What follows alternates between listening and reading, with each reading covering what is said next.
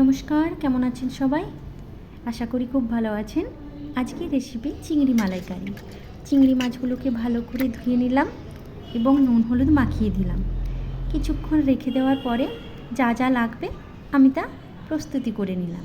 এই একটা গোটা নারকেল ভেঙে নিলাম, পেঁয়াজ বাটা, আদা বাটা, রসুন বাটা, গোটা ধনে, জিরে, পোস্ত, সর্ষে, হলুদ গুঁড়ো, লঙ্কার গুঁড়ো এবং নারকেলের দুধ, অল্প পরিমাণে চিনি।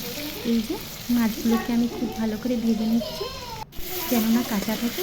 একটু নাড়াচাড়া করে লাল লাল হয়ে যাওয়ার পরে মাছগুলো ভাজা হয়ে গেলে তুলে রেখে দেব।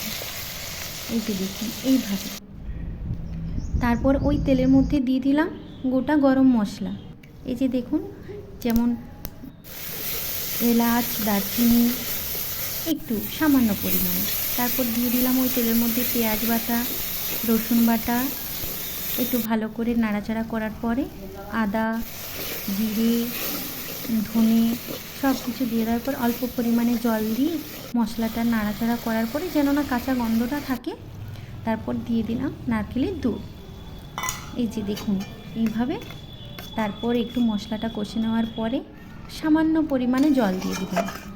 তারপর ফুটতে গেলে চিংড়ি মাছগুলোর মধ্যে দিয়ে একটু অল্প পরিমাণে চিনি, স্বাদমতো লবণ দিয়ে নামিয়ে নেবেন।